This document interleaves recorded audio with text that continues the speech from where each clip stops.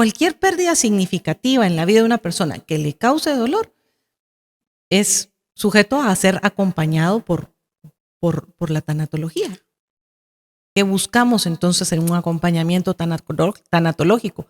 Que la gente pueda pasar por allí con dignidad, que la gente pueda, aún en medio del dolor, elegir la actitud de cómo lo va a vivir, que la gente pueda tomar una postura y atravesar el duelo con más amor que dolor. Por ejemplo, uno de los mitos dicen que es mejor no pensar ni hablar sobre el dolor para que no te duela. Esto es un mito. El decir, voy a voltear a ver para otro lado, ya te conté el caso. Yo de verdad he acompañado casos de pérdidas de hace 20 años que no se han tocado y cuando se tocan hay que trabajarlas como que si hubiera sido ayer. La gente que llega a tanatología conmigo me dice, ¿usted me puede ayudar a que no me duela? No. Te puedo ayudar a contactar con más amor que dolor, te puedo dar herramientas, pero tenés que pasar por allí y tenés que pasar con dignidad, sabiendo que te va a doler porque amaste. Pero cuando el dolor llega, hay que verlo a los ojos, hay que trabajar con ese dolor y recordar que el ser humano tiene grandeza y puede elegir la actitud que va a tomar con las cartas que le tocaron en ese momento. Somos abeja y no mosca en el proceso del duelo cuando tomamos una postura, cuando decidimos, cuando nos paramos en la libertad de elegir qué hacer con las cartas que me tocaron. Y cuando miramos hacia adentro a esa lucecita de esperanza y damos un pasito a la vez. No es carrera, pero damos un pasito a la vez. Y confiamos en que tenemos todo adentro para salir adelante. El ser humano está hecho para continuar. Buenas noches, bienvenidos al podcast número 2 de Sea Abeja y No Mosca. Hoy me encuentro con una invitada muy especial, Gina Forte. Ella es especialista en tanatología, tiene más de 25 años de experiencia en todo el tema de coaching y duelo. Y bueno, pues para no darle más tiempo al tiempo, vamos a empezar. Les presento a Gina. Gina, bienvenida al segundo podcast de Sea Abeja y No Mosca. ¿Cómo está? Bien, Rodrigo, contenta de estar aquí, honrada con la invitación. Muchísimas gracias por traerme a este segundo podcast de Sea Abeja y No Mosca. Y aquí estamos con todo para poder compartir. Buenísimo, muchas gracias por venir, Gina. Y bueno, empecemos porque para que ustedes sepan, Gina es coach también y tiene mucha experiencia y hoy vamos a hablar de la tanatología. Pero para empezar a hablar de la tanatología, primero tenemos que entender un poquito qué es la tanatología. Entonces, Gina, por favor, aquí no hay límite de tiempo, o sea que cuéntenos. Podemos platicar muy ampliamente sobre la tanatología. Es una palabra que a veces da un poquito que pensar. La gente dice tanatología, suena como que uno carga algo. Y la verdad es que la tanatología, así en términos simples, Rodrigo, podríamos explicarla como esta ciencia o metodología que se encarga de estudiar este fenómeno de las pérdidas y del duelo y cómo acompañarlo. Tiene sus orígenes Elizabeth Kubler-Ross, una psiquiatra suizo-estadounidense. Ella hizo un trabajo espectacular y es conocida como la madre de la tanatología. Fíjate que ella sabía todo desde la parte médica y dijo, voy a vaciarme de lo que yo sé. Y empezó a documentar por años. Tiene más de 20,000 casos documentados. Cuando me dice documentados, ¿ella qué está documentando? O sea... Ajá, ahora te cuento. Ella documenta estos casos de personas, empezó a trabajar con personas que estaban ya en fase final, con un diagnóstico, con moribundos. Y trabaja con experiencias cercanas a la muerte, gente que ha tenido estas experiencias cercanas a la muerte, y lo que hizo fue documentar estos fenómenos psicológicos que se repetían en la mayoría de las personas. Y entonces ella trae las bases de la tanatología. Eso te podría decir que es esta ciencia, esta disciplina que estudia el fenómeno del duelo y cómo acompañarlo desde lo que la mayoría de personas pueden experimentar. Elizabeth Kubler-Ross es solo la base de todo esto, pero de ella para acá hemos tenido camino, recorrido y muchísimos avances. Cuando nosotros hablamos cuando yo escucho hablar tanatología, lo relaciono con la muerte. Uh-huh. ¿Es solo con la muerte que tiene que ver la tanatología o hay con otros temas que no sea la muerte o cómo funciona? Qué bueno que me haces esta pregunta porque etimológicamente, si nos vamos como a la raíz de la palabra tanatología viene de Tánatos. Y Tánatos es la deidad de la muerte en la mitología griega. Entonces, ahí se empieza a hacer esa relación. Es fascinante el tema porque, bueno, si te cuento un poquito de historia. Por favor. Tánatos es hermana de Hipnos en la mitología griega. Y ellos son hijos de una deidad que se llama Euforne. Esta Euforne es la madre del buen consejo, la diosa de la noche. Y tiene estos dos hijos. Entonces dice la mitología griega que si Hipnos te da un beso, caes en un sueño profundo. Pero si Tánatos te da un beso, ya no te despertás, porque es esta deidad de la muerte. Uh-huh. Por eso es la asociación con la muerte. Y al principio sí, la tanatología era específicamente por esto que te contaba de Kubler-Ross. Pero la nueva tanatología hoy se ha extendido a entender cómo las pérdidas significativas en la vida de una persona pueden afectar y entonces empieza lo que es el duelo, el dolor por la pérdida. ¿Qué tipo de pérdida? Esa es lo que iba a preguntar. O sea, ¿qué tipo de pérdida acompaña la tanatología? La tanatología acompaña cualquier pérdida significativa que te cause dolor. ¿Cómo así? Bueno, por ejemplo, desde un cambio de país, cuando una persona se cambia de país, aunque vaya con excelentes condiciones a un nuevo trabajo, pues resulta que tiene pérdidas secundarias, ¿verdad? Desde extrañar la comida, desde extrañar el clima, estas son pérdidas secundarias. Y eso se puede trabajar en un acompañamiento tanatológico, un divorcio. Un divorcio es una pérdida fuerte, grande, profunda, también se puede acompañar. Cualquier pérdida significativa en la vida de una persona que le cause dolor es sujeto a ser acompañado por la tanatología. Entonces, para conocer un poquito más, usted ha tenido casos, digamos, usted llega a alguien muy triste y le dice, mire, me ayude porque ya no puedo más, y la llaman o la contactan, ¿o cómo funciona? Mira, esto es una cuestión... ¿Cómo sabe la gente porque me imagino que lo primero querían con un psicólogo, pero no sé qué tanta experiencia tienen los psicólogos con la tanatología o si ellos estudian esa parte? Sí, claro, los psicólogos tienen una preparación en tanatología.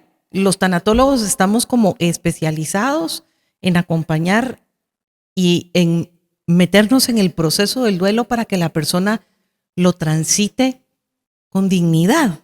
A mí me gusta explicarlo así, Rodrigo. Es como la pérdida es el suceso, ¿verdad? La pérdida golpea, la pérdida es cuando pasa el evento doloroso. Uh-huh. Y el duelo es el proceso por el que pasamos después de este suceso, de este impacto. Entonces, ¿cómo es que la gente se entera? Pues tal vez ahí te voy a contar un poquito volteando la pregunta. ¿Cómo me enteré yo, por ejemplo? Yo empecé con coaching. Yo trabajaba coaching ejecutivo y sigo haciéndolo. Uh-huh.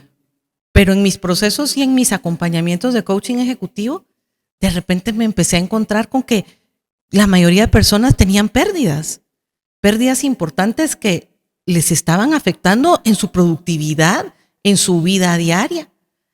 Entonces, pues empecé a ahondar un poquito en ese tema y vi que pues con el coaching podía abordar el cambio y la transición, pero que me faltaba un poco de herramientas y de entender. Y así fue como yo conocí la tanatología. De verdad, yo creo que la tanatología me buscó a mí, no fue una cuestión que la descubrí en la vida de las personas que yo acompañaba. O sea, digamos, la contrataba una empresa, empezaba a hacer coaching y se da cuenta que el problema era que la persona tenía una pérdida. Y entonces, bueno, ¿cómo abarco esto? exactamente, exactamente. Y ahí fue donde empecé a ahondar y encontré la tanatología.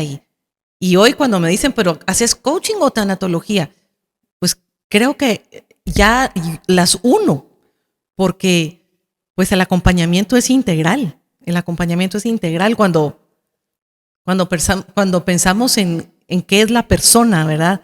Hay muchas definiciones de persona y a mí me gusta la más reciente que he encontrado y que ahora la podemos encontrar en los libros de psicología y eso me emociona que sea así presentada la definición de persona. Es una unidad biopsicosocial espiritual. Fíjate, a ver, parece trabalenguas. Otra vez. La persona es una unidad. Eso es importante, la palabra unidad. La persona es una unidad biopsicosocial espiritual.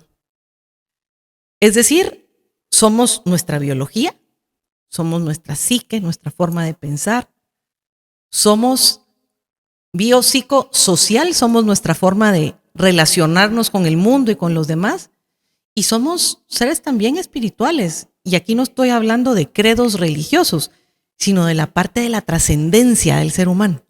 Es el ser humano que siempre mira que hay algo más, independientemente de si practica o no un credo religioso. Entonces, fíjate cómo es importante esto. Si la persona es una unidad biopsicosocial espiritual, no podemos desmembrarnos. Yo no puedo decir, voy a ir al podcast de Sea Abeja y No Mosca a platicar con Rodrigo, pero solo voy a llevar mi biología y mi psique. Aquí viene mi forma de socializar. Aquí viene lo que yo creo, ¿verdad? En mi caso yo soy creyente, entonces aquí viene mi espiritualidad. No podemos, no es la suma de las partes, es el todo. Entonces es súper importante entender que el acompañamiento es integral a esa persona, a esa unidad. Entonces eso fue lo que me pasó a mí cuando acompañaba a la persona, porque yo estoy acompañando, voy a decir, un coaching ejecutivo, donde digamos que la competencia que estamos trabajando es la delegación efectiva, y de repente me doy cuenta que hay una pérdida importante y que esta persona, pues antes de pensar en delegar efectivamente, tiene que sanar, tiene que pasar por ese proceso. Entonces, pues se integra este proceso y luego podemos seguir con la parte ejecutiva. Poquito a poco vamos a ir ahondando en cómo acompañar ese proceso, pero entonces, bueno, ya me contó cómo llegó a la tanatología, pero quisiera saber qué experiencia personal influyó en su manera de acompañar. Entonces, ¿cómo funcionó? Bueno, esa pregunta me toca un montón porque yo creo que sigo teniendo esas experiencias que me van moldeando en mi forma de acompañar. Siempre que estoy delante de una persona, de un doliente, de una persona que viene a buscar esa mejor versión o cómo salir adelante, pues yo aprendo muchísimo de las personas. Tal vez la primera experiencia fuerte que tuve fue precisamente acompañando un proceso ejecutivo. Aquí voy a cambiar un poco el contexto por la confidencialidad, que es una de las... Claro. Es una de los compromisos que hacemos a la hora de acompañar, pero recuerdo que estaba acompañando yo a una chica en un proceso ejecutivo y teníamos pues las competencias ya definidas, pero yo la miraba súper triste y de repente se quedaba así como desconectada y ella no lograba conectar con su equipo. Y entonces le pregunté, ¿verdad? Mira, yo te veo súper triste, se te ve en la mirada. ¿Hay algo que quisieras trabajar o compartir? Y efectivamente, me compartió que hacía años había tenido una pérdida muy importante por muerte de un familiar. Me voy a reservar aquí el contexto. Claro. En Guatemala y en el mundo todos nos paramos conociendo de alguna manera. Y bueno, habían pasado 7 años de esa pérdida. O sea, ella tenía 7 años triste. Ella tenía 7 años de no haber hablado esto con nadie. Lo tenía guardado adentro. Ahí, Rodrigo, lo tenía guardado adentro. Y le dije ¿querés compartirlo? Lo compartió y fue destapar una olla de grillos. Era como si eso hubiera pasado ayer. Y fue un dolor muy grande que tan fuerte fue. Y yo salí muy contenta de esa sesión porque dije, liberó, habló, sacó toda esa presión. Y a la siguiente sesión no llegó, ni me avisó. Y yo le llamé por teléfono y le escribí por correo electrónico. Solo una pregunta, ¿ahí ya ¿Sí? tenía estudios de tanatología o todavía no? Ahí empezaba yo pero no era tanatóloga, ahí empezaba yo a buscar esas respuestas. Ese episodio que te estoy contando fue el decisivo. Yo dije, me tengo que certificar como tanatólogo. No puedo seguir así. Y bueno, cuando le escribí me dijo, no, yo ya no voy a seguir porque a mí esto me llevó hasta una crisis de salud, me dijo. Fue demasiado fuerte.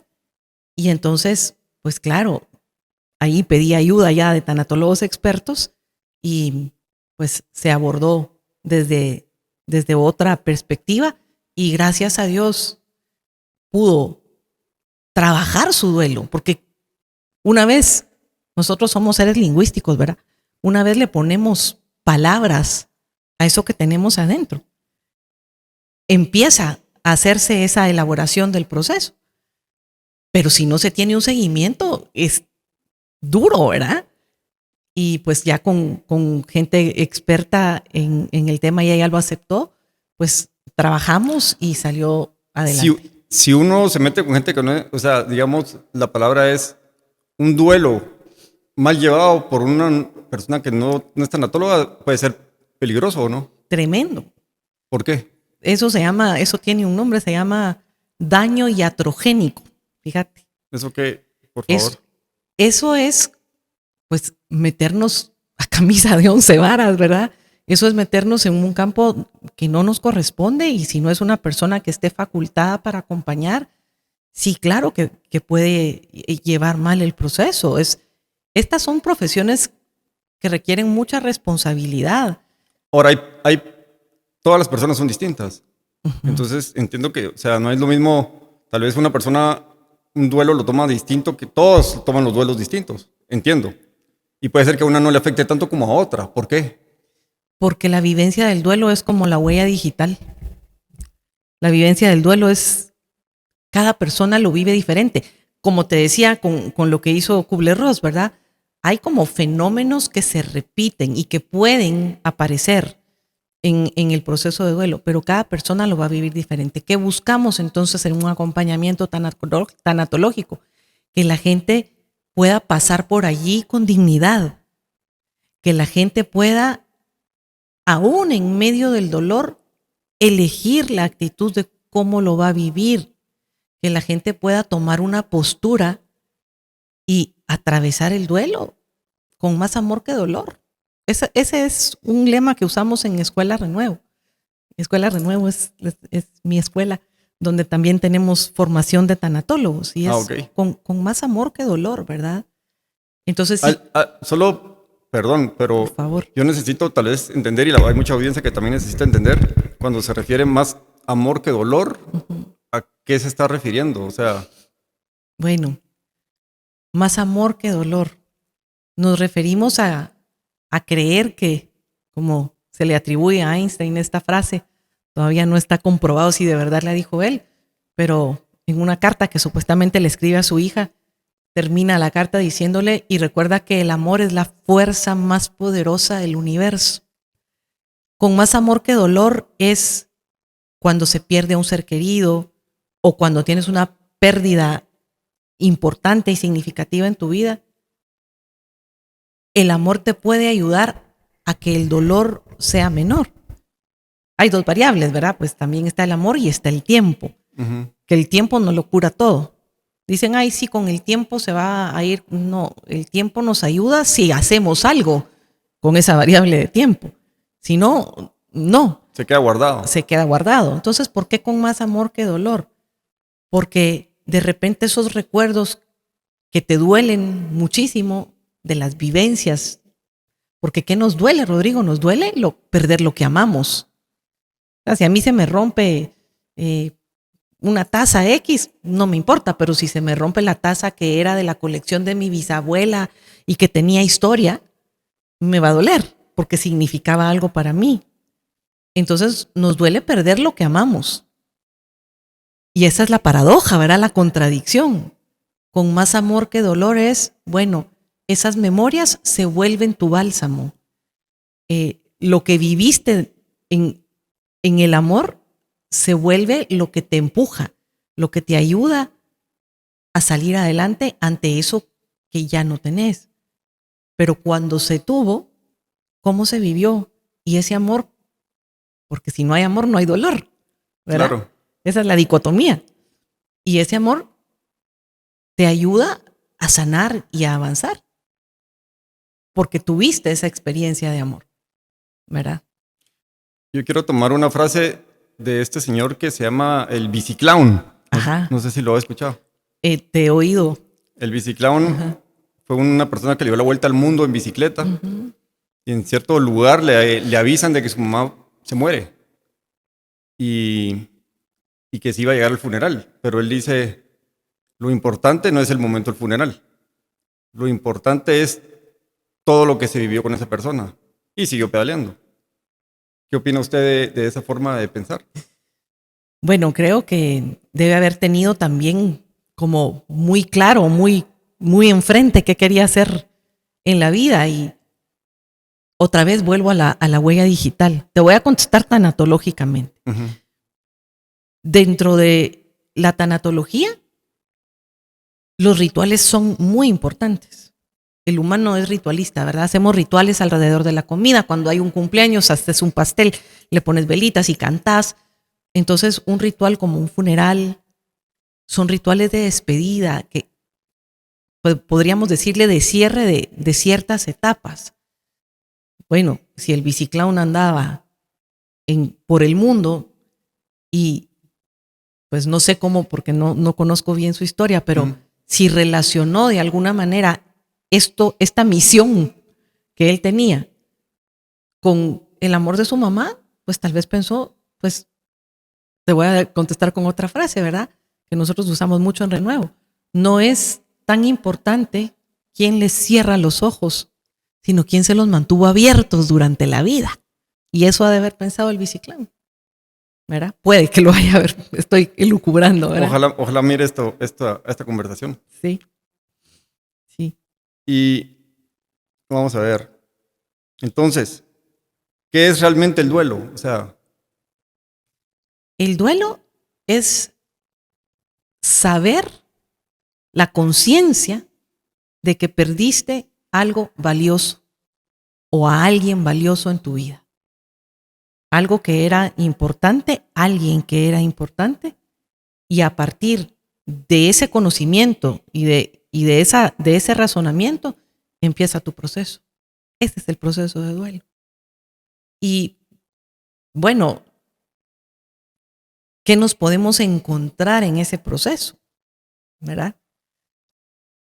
Pues Elizabeth Kubler-Ross hace un modelo de 5 pasos. Y a raíz de esto, muchos autores han construido sobre ese modelo. Y otros han hecho modelos que no están basados en Kubler-Ross.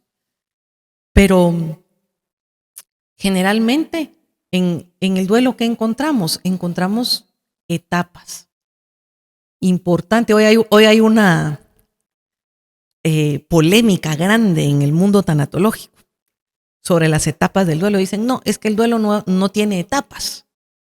Bueno, hay etapas que pueden surgir, no son lineales, no todos pasamos por lo mismo, pero sí hay una etapa de shock, que es ese... Es el inicio. El impacto, ¿verdad? ¿Qué pasa en esa primera etapa? Es como, no, esto no me puede estar pasando a mí. Seguro se confundieron. Es un diagnóstico equivocado. No, esta noticia no es real. Y entramos en una etapa de negación y de duda. Pero esto es maravilloso porque es como que el cuerpo hiciera como los shocks, ¿verdad? Es como, pero no el shock sino como ese amortiguador en lo que te va cayendo el 20. en lo que te vas dando cuenta de la realidad de la pérdida, ¿verdad? Después de eso... Solo una pregunta sí, ahí, perdón que le interrumpa. por favor. Puede haber un shock, digamos que no necesariamente es que alguien murió, que un ser querido se murió, sino que el ser querido está en peligro de muerte por ese shock. Entonces ese es un shock. Por supuesto que ¿Y eso sí. es un duelo o no? Eso se llama duelo anticipado y claro que sí. Cuando tenemos un diagnóstico, por ejemplo, de una enfermedad terminal, pero que puede durar 5 años, ese es un duelo anticipado. Y claro que es shock. Por supuesto que sí. Mira, hasta te pongo el ejemplo, una carta de despido, recorte de personal. Eso es un shock. No, de plano que no, esto no era para mí. No, entramos en esa etapa, ¿verdad? Que es la primera que puede surgir. ¿Qué puede pasar después? Podemos enojarnos. ¿Sí? Esa sería una segunda etapa. Pues, como te digo, el de Kubler-Ross tiene 5, el que nosotros usamos en la escuela tiene 7, el de David Kessler tiene 6, el del doctor Reyes Ubiría tiene 4, pero son como estos fenómenos que se repiten. Entonces, pues después de este impacto podemos enojarnos, podemos sentir culpa. A ver, solo dígame sus 7, en su escuela, ¿cuáles son los 7 y después los vamos los 7 que tenemos. Bueno, la primera es duda, shock, ¿verdad? Que es esta del impacto. La segunda es retroceso. El retroceso es, de repente, ya pasó esta primera etapa y vas en el carro y te entra un llanto insólito y te entra una desesperación enorme. Eso es como una etapa de retroceso. Luego puede venir, esta es la segunda, la tercera puede venir el enojo. Nos enojamos con el que creemos que es el causante de la pérdida, nos enojamos con quien sea, nos enojamos con Dios, nos enojamos en el caso de muerte, aún con el fallecido, ¿verdad? ¿Por qué te moriste? Te dije que no te podías morir antes que yo. Al pobre es súper normal eso, encontrar en ese enojo. Podemos, la siguiente etapa, que sería la cuarta aquí, es la culpa. Y la culpa aparece en muchos modelos del duelo. Si nos vamos a la esencia de la culpa, pues la culpa tiene una parte luz y una parte sombra, ¿verdad? Uh-huh. Y la parte luz es enmendar lo que hiciste mal. Pero en el duelo es súper interesante cómo la culpa nos juega la vuelta. Es como que el cerebro prefiere sentirse, fíjate, el cerebro prefiere sentirse culpable que desvalido ante la imposibilidad de hacer algo, ante la irreversibilidad de la muerte. Es que la muerte es irreversible. Entonces el cerebro dice, no, es que si yo hubiera, es que si tal vez las cosas hubieran sido diferentes si hago algo antes de... Perdón que le interrumpa, es como en un momento que uno empieza a rumiar, le digo yo la palabra, empieza a dar vueltas en la cabeza, a sentir que él o ella hubiera podido hacer algo distinto para evitar que haya pasado esto, pero ya no se puede retroceder el tiempo. Exactamente. El tiempo va hacia adelante. Y se llama rumiación, así como tú lo dijiste, esa es la palabra técnica, rumiación. Es la rumiación de ese pensamiento recurrente que regresa y que empieza el cerebro como a hacer escenarios, ¿verdad? Y como diría Karol G, ¿dónde está el botón donde se apagan los pensamientos? ¿Dónde está el botón?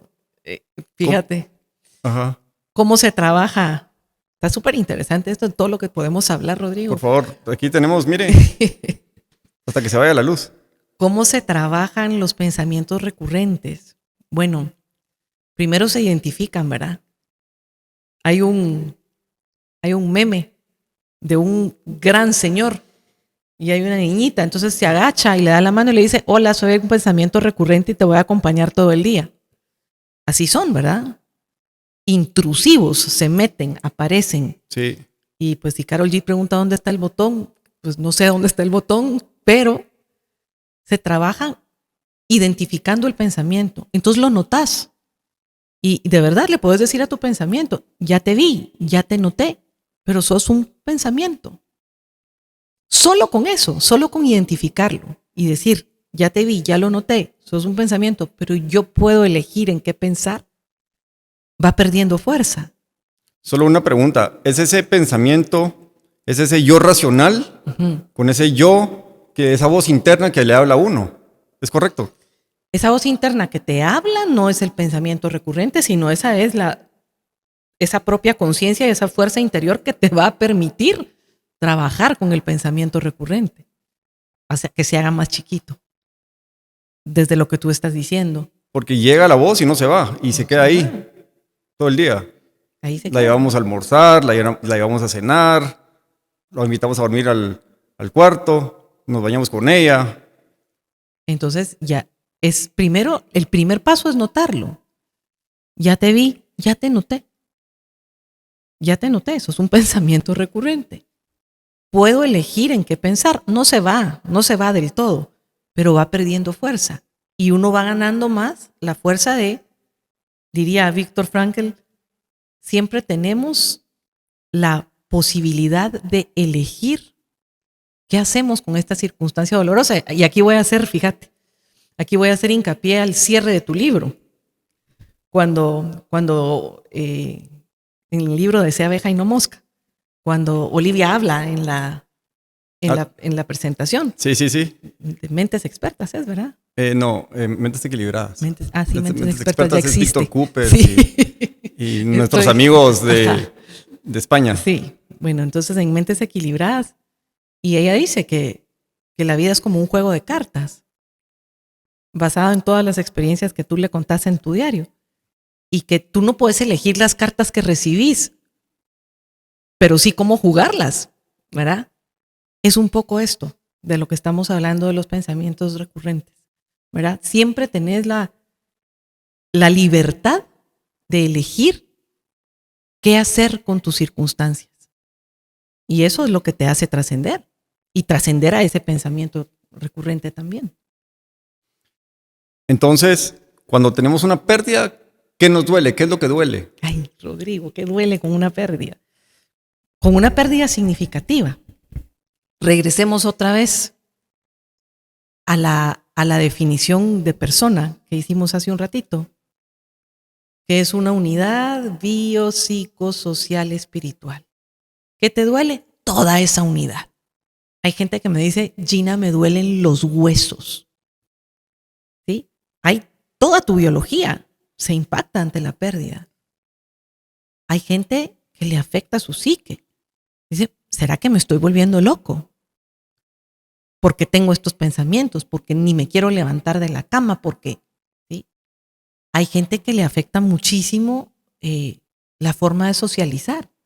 Yo me recuerdo cuando murió mi papá, que ha sido de las pérdidas más fuertes que yo he tenido en mi vida.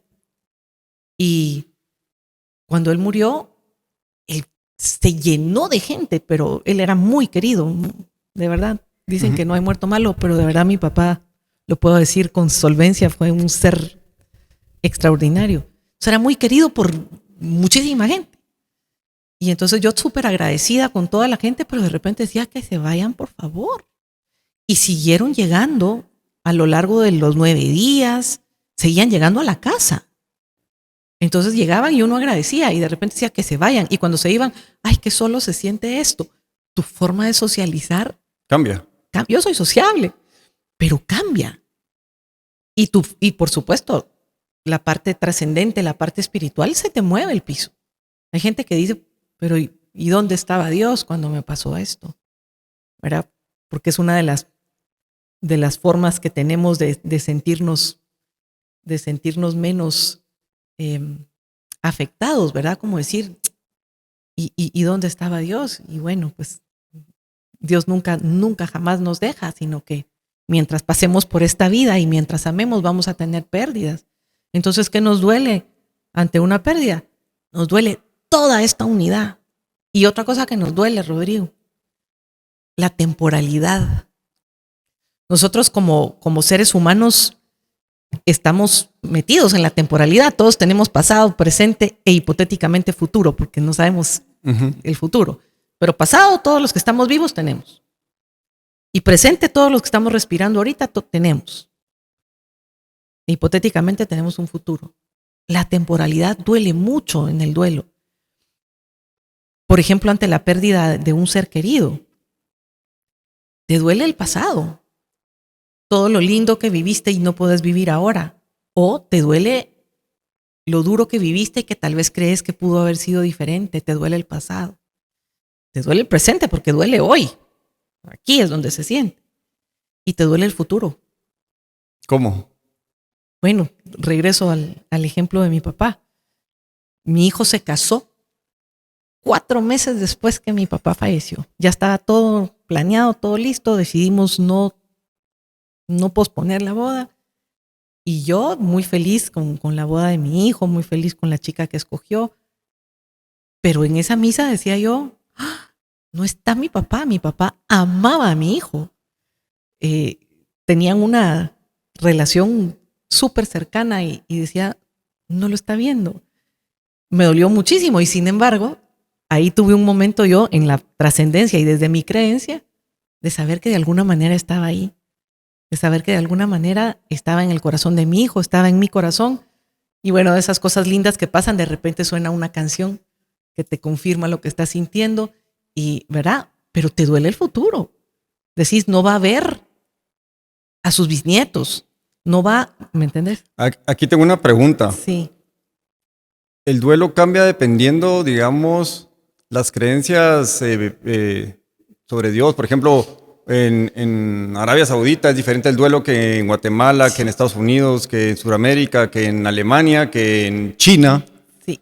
Los chinos tienen diferentes duelos que nosotros. Sí. Sí. Los japoneses,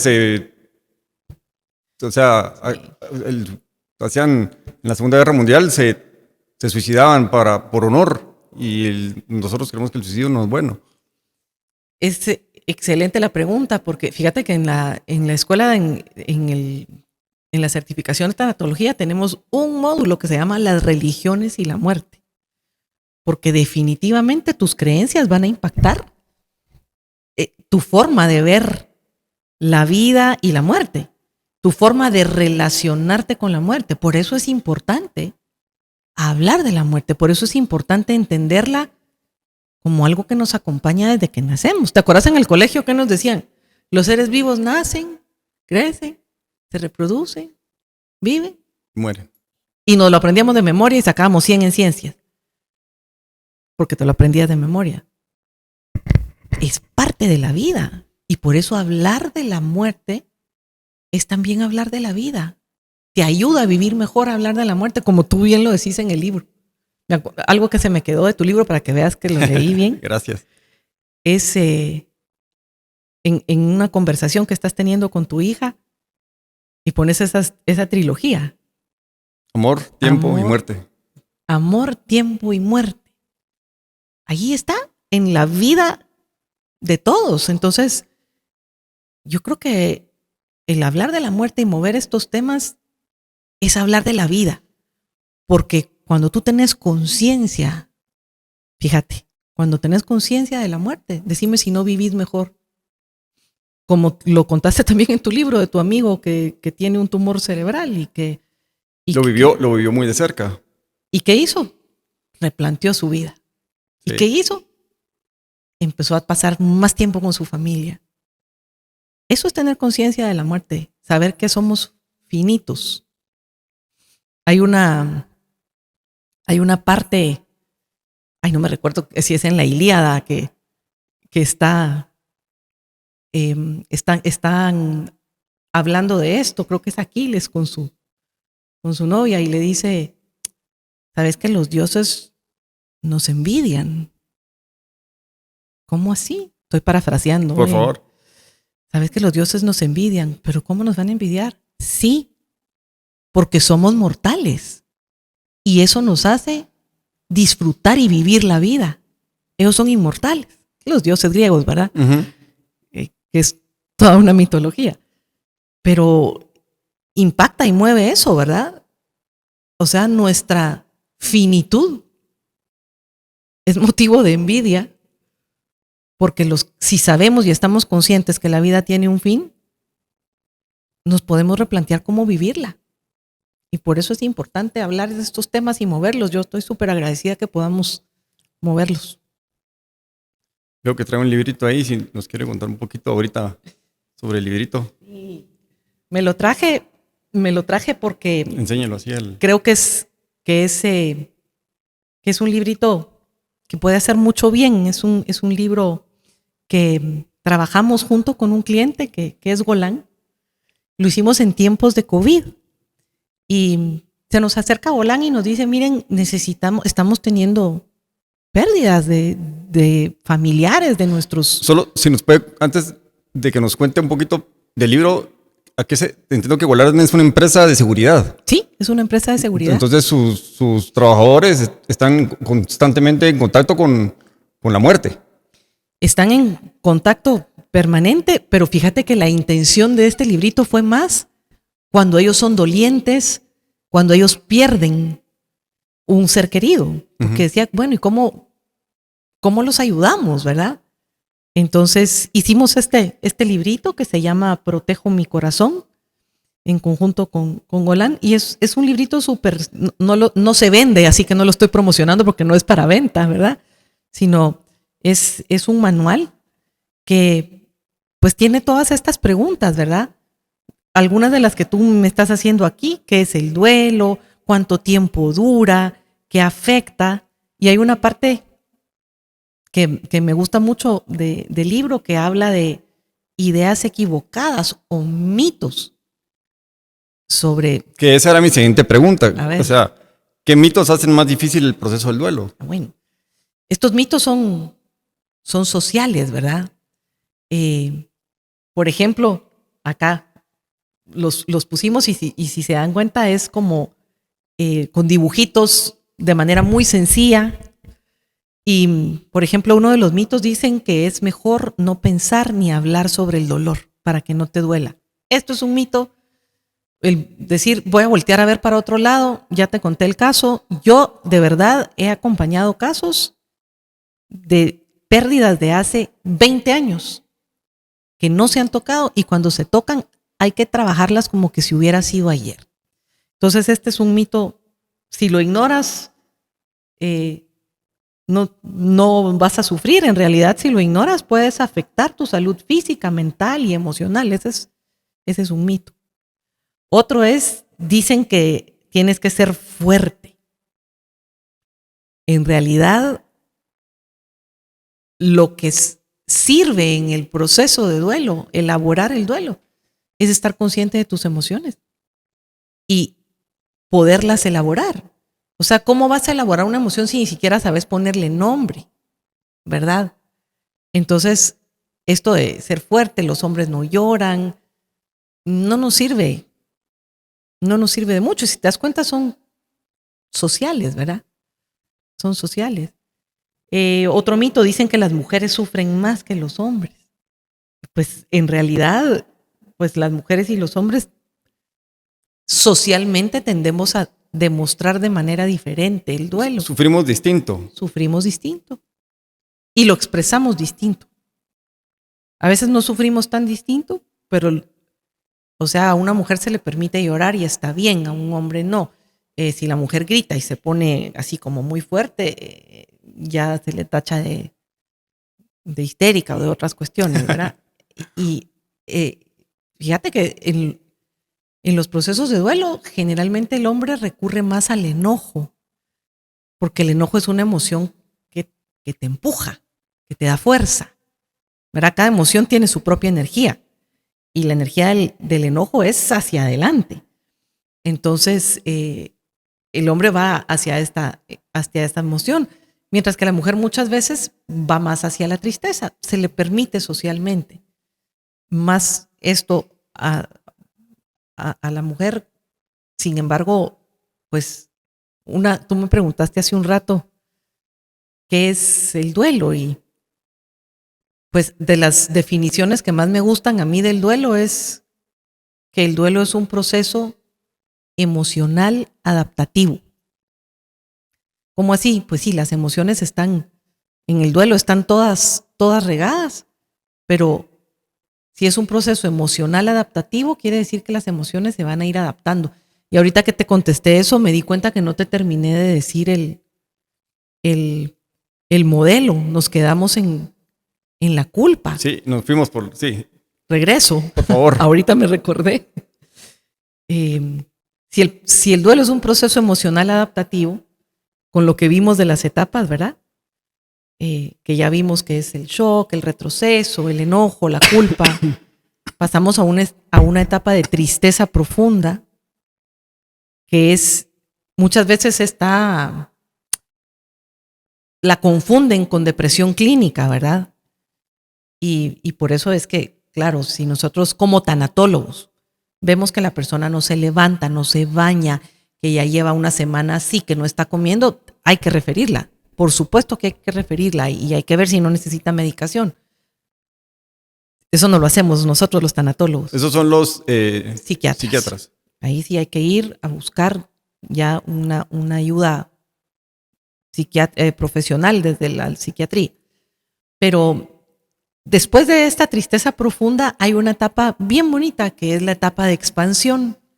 Y esta etapa de expansión es como, ¿te acuerdas que antes a los caballitos les ponían así como unas ojeras aquí para que no vieran lo que tenían y no se distrajeran? Bueno, la etapa de expansión es como quitarse eso y tener un poco más como de campo visual, ¿verdad? Y entonces empezás a ver posibilidades y empezás a ver recursos y empezás a ver con qué sí contás. Y luego viene la última etapa, que es la etapa de la aceptación y la paz. Eso es hacer las paces con las cosas tal y como se dieron y es aceptar la pérdida.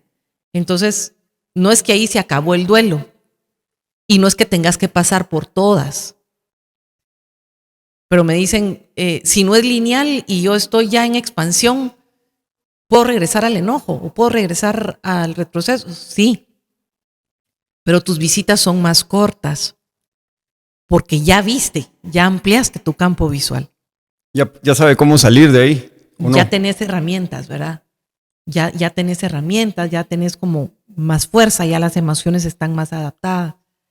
Entonces, pues la intención es llegar a esta aceptación y a esa paz. ¿Qué frases tenemos que evitar cuando alguien está en duelo? Bueno, cuando alguien está en duelo, ¿qué nos pasa? Generalmente queremos que la persona esté bien. Yo les digo feliz cumpleaños a veces en los ¿cómo se llaman? Los funerales. Les digo feliz cumpleaños porque está tan nervioso que los felicito. No sé si soy yo o le pasa a cualquiera. Lo que pasa es que, ¿qué decimos en los funerales, Rodrigo? ¿Qué decís tú cuando vas a un funeral? Lo lamento. Y todavía eso está bonito. Pero fíjate que hemos hecho hasta frases hechas. Sentido pésame. Eso decimos. Sí. Mi sentido pésame. En los chats, sentido pésame. Donde no sabemos qué decir. De verdad somos analfabetas ante el duelo. Totalmente. Y pues yo nunca he dicho feliz cumpleaños. Yo sí, a mí me han salido como 20 feliz cumpleaños. Pero esa debe ser peculiaridad tuya por tu forma de ser, ¿verdad? Pero ¿qué evitar? Yo te diría evitar el estar empujando a que la persona esté bien. Como no tenés que estar triste. Ya va a pasar. Él está en un mejor lugar. Ella está bien. Pues le está doliendo. Claro. La necesidad del doliente, primero, es ser visto. Y segundo, es que su dolor sea validado. O sea, le está doliendo. No es decir, ay, si hoy hay fiesta en el cielo porque ya llegó un nuevo ángel y ahora vas a tener quien te cuide. Esas cosas de verdad que no ayudan. Entonces, ¿qué está ayuda? mejor el feliz cumpleaños. A mí siempre me dicen gracias. ¿Verdad? Perdón pero es la broma, pero me ha pasado. Sí, seguro. Entonces, ¿qué sí hacer, Rodrigo? Yo creo que es estar para la persona, ponerse al servicio con acciones tan chiquitas como ¿qué necesitas? ¿Tenés quien te limpie la casa? Llevarle una sopita para cuando regrese. Con actos de servicio y con una presencia que se ofrece a estar, pero que no empuja a ese bienestar que, claro, por amor a la persona nosotros queremos que esté bien, pero tiene que pasar por el duelo. La gente que llega a tanatología conmigo me dice, ¿usted me puede ayudar a que no me duela? No. Te puedo ayudar a contactar con más amor que dolor, te puedo dar herramientas, pero tenés que pasar por allí y tenés que pasar con dignidad, sabiendo que te va a doler porque amaste. Y eso es como parte de este proceso. ¿Y qué realmente necesita una persona que está sufriendo por una pérdida, entonces? Creo que una persona que está sufriendo por una pérdida necesita esperanza. Saber que hay vida después de la pérdida. Vida para el que está vivo. Para el que está vivo. Hay vida después de la pérdida. Yo me recuerdo que yo le preguntaba a mi esposo, porque el papá de él falleció 2 años antes que el mío. Y yo le decía, Rubén, tú volviste a sentirte feliz. Tú volviste a sonreír de verdad. Porque yo sentía que no iba a suceder. Y me decía, claro que sí. Porque de veras a veces es como una sensación de desamparo o de que ese dolor no va a pasar. Y sí va a pasar. ¿Qué hacemos? Y tal vez esto es importante, Rodrigo. Creo que así como hay etapas por las que podemos pasar, también hay tareas. El proceso de duelo es un proceso vivo y hay tareas del doliente. Estas las propone William Worden y me parecen maravillosas, son 4. Y la primera tarea del doliente es reconocer la realidad de la pérdida y decir, sí, esto sucedió. La segunda tarea del doliente es elaborar su mundo emocional y para eso se necesita valentía. Y decir, hoy me siento desesperado, hoy me siento triste, hoy me siento agobiada. Y desde ahí empezar a trabajar con la emocionalidad. La tercera tarea es aprender a vivir y a moverte en un mundo donde tu ser querido o eso que amabas ya no está. Y la última, que es tarea, y estas sí son lineales, es recolocar a esa persona o eso que perdiste en tu corazón y en tu historia y avanzar. Avanzar. Pero no puedes avanzar si no elaboraste tu mundo emocional. No puedes avanzar si no reconociste la realidad de la pérdida. No puedes avanzar si no te empezás a relacionar en este mundo sin eso que amabas. Y ahí viene mi siguiente pregunta. Entonces, ¿qué cambia cuando dejamos de huir del dolor? O sea... Creo que cuando dejamos de huir del dolor y somos valientes de verlo a los ojos, el dolor deja de ser el enemigo y se vuelve un maestro. Se vuelve un maestro de vida. Porque pues el dolor te va a enseñar otra vez a tomar esa postura. El dolor te va a mostrar tu propia resiliencia. Uno de los modelos del duelo que me encanta a mí es uno de George Bonanno y es bastante reciente. Y él dice que la mayoría de personas tenemos una dosis de resiliencia y en los procesos de duelo podemos levantarnos gracias a esa resiliencia. Pero si huís del dolor, si no lo ves a los ojos, no vas a aprender. Entonces, no es, otra vez cito a Viktor Frankl. Viktor Frankl decía, el dolor es inevitable, pero quedarte viviendo en el sufrimiento, eso es opcional. Hacer champa en el sufrimiento, eso es opcional. Entonces, el dolor va a venir, porque si amás y perdés, te va a doler. Pero quedarte en el sufrimiento, eso es opcional. ¿Cómo no quedarte en el sufrimiento? Elaborando tu proceso de duelo. Y tengo una pregunta, tal vez un poco... ¿cuántas personas, o sea, qué porcentaje de la población sabe, o sea, que pueden pedir ayuda y que hay una ciencia que estudia la muerte y que estudia el luto y que pueden buscar ayuda y que pueden salir más rápido del dolor?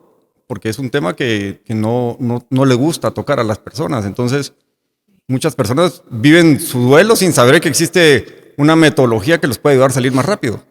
Es un tabú. En todos los niveles sociales. en todos los niveles sociales. Es un tabú, Rodrigo, de verdad.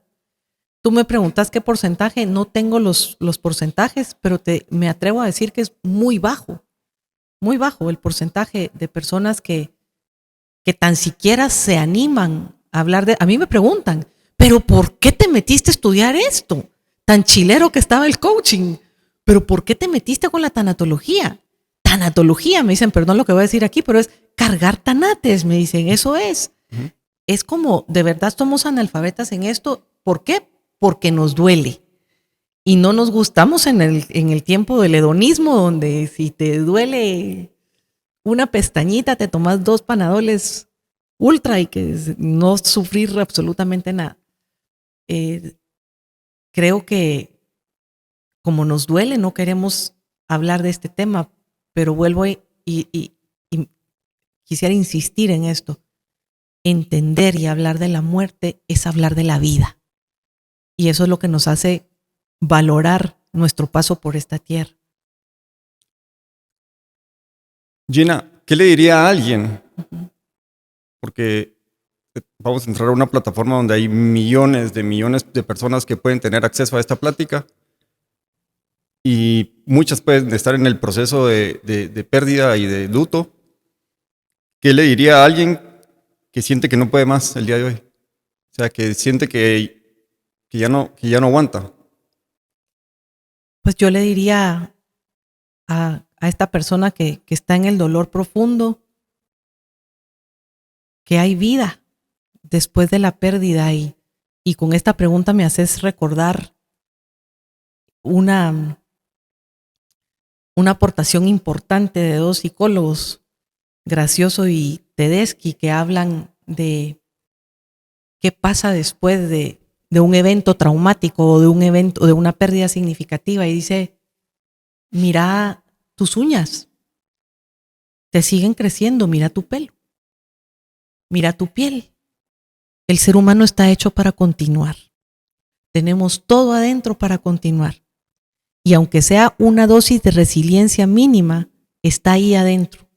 Entonces yo le diría a la persona que siente que no puede más, que busque acompañamiento, que elabore su mundo emocional y que tenga esperanza de que si hace algo con esta variable del tiempo, va a transitar su proceso de duelo con dignidad y va a encontrar herramientas y va a encontrar su propia grandeza y va a volver a sonreír y va a volver a ser feliz. Lo he visto, no me lo han contado. Desde el 2011, desde el 2012 estoy en esto. Y lo he visto. Ya son 14 años. Fíjate, hace ratito. ¿Y cómo podría ser abeja y no mosca en el proceso de duelo? Wow. Creo que somos abeja y no mosca en el proceso del duelo cuando tomamos una postura, cuando decidimos, cuando nos paramos en la libertad de elegir qué hacer con las cartas que me tocaron. Y cuando miramos hacia adentro a esa lucecita de esperanza y damos un pasito a la vez. No es carrera, pero damos un pasito a la vez. Y confiamos en que tenemos todo adentro para salir adelante. El ser humano está hecho para continuar. ¿Y qué le diría a todas? Porque yo lo que yo mucho hablo es de que todas las personas en un mayor o menor nivel estamos viviendo nuestro propio drama o nuestra propia aventura o nuestra propia vida, que puede doler o no doler, pero ¿qué le diría a todas esas personas que están sufriendo en estos momentos? ¿Qué le diría científicamente o cómo pueden ellos, digamos, contactarse o qué tienen que estudiar o qué tienen que hacer para reducir el tiempo del dolor, para no estar en ese estatus de permanente de dolor, muchas veces que se lo guardan adentro, que por fuera son una cosa y por dentro están que explotan? ¿Qué les puede decir a todas esas personas que que van a tener acceso a este podcast? Pues nuevamente yo les diría que el dolor no es el enemigo. Que se atrevan a ver al dolor a los ojos y que escuchen el mensaje que trae. A veces el solo hecho, yo siempre digo que las emociones son como mensajeros, ¿verdad? Que tocan la puerta y te traen un mensaje y toc toc, ¿quién es? La tristeza. Andate, no te quiero ver porque no quiero estar triste. No se va a ir, va a seguir tocando. Entonces yo siempre digo, invite a la tristeza a un café, sin champurrada, que no se quede a cenar, a un cafecito. Y escuche la tristeza. Y la tristeza le va a traer un mensaje. Por ejemplo, cuando toca la tristeza es entender qué perdí. Y de esto que perdí, hay algo que pueda recuperar. ¿Qué necesito? Y la tristeza te lleva a esto. A este regreso a ti y a comprenderte. Y muchas veces en esa tristeza profunda salen planes de vida. Entonces, ¿qué les diría yo? No le tengan miedo al mundo emocional, no le tengan miedo. A nadie nos gusta sufrir, a mí no me gusta, pero cuando el dolor llega hay que verlo a los ojos, hay que trabajar con ese dolor y recordar que el ser humano tiene grandeza y puede elegir la actitud que va a tomar con las cartas que le tocaron en ese momento. Entonces, hay muchos profesionales, psicólogos, tanatólogos, y miren, a veces la gente no tiene como acceso, me dicen, pues no tengo acceso a pagar una terapia, no tengo acceso a pagar un acompañamiento. Busque su propia red de apoyo. Busque su red de apoyo. ¿Qué es red de apoyo? Tener a quien llamar, tener un amigo a quien hablarle de qué le está pasando. Lo peor que podemos hacer con el dolor es guardarlo. Decía Shakespeare que el dolor guardado es como un horno que reduce todo adentro a cenizas. Entonces, elaborar el mundo emocional es poder hablar de lo que me pasa, poder saber que cuento con alguien. Por favor, no medicarse, no automedicarse. Yo he visto, cuando son pérdidas por muerte, en los velorios corren las pastillas para dormir, para los nervios. ¿Qué es eso? ¿Qué es eso? No nos automediquemos. Si un médico, si un psiquiatra lo da, eso es otra cosa. Pero a veces queremos adormecer el dolor. Y hay que pasar por ahí. Pero podemos pasar con dignidad, con más amor que dolor, con recursos, con herramientas. Cuidémonos mucho. ¿Qué le diría yo a estas personas? Cuídense, por favor, de comer, de dormir. Estas funciones importantes, básicas en el ser humano, que a veces descuidamos en el duelo, ¿verdad? Tantas cosas, pero sí, buscar esa ayuda profesional ayuda muchísimo para avanzar. Bueno, Gina, muchas gracias por acompañarme hoy, esta noche, aquí en el podcast número 2 de Se Abeja y No Mosca. Y van a encontrar información de Gina para los que la quieran contactar ahorita al final. Muchas gracias. Y muy agradecido, muy entusiasmado, y la verdad es que hay muchísimo de qué hablar, y muchísimo que aprender, y muchísimas cosas que creo que son muy, muy interesantes, y que estoy seguro que mucha audiencia va a querer después como que ahondar más. Espero que este sea el primero de muchos, y muchísimas gracias por acompañarnos, y muy agradecido. Gracias a ti, Rodrigo. A mí también me emociona que estos temas se hablen, que estos temas se muevan, que vayamos quitando un poquito esos tabúes y a la orden. Felicidades también por tu libro y por estas iniciativas de hacer un mundo mejor, porque yo creo que sí se puede. Muchísimas gracias. A usted, Gina, y no les olvide echar el botoncito de suscribirse, que ayuda un montón para el podcast, y nos vemos en el siguiente. Muchas gracias a todos. Muchas gracias.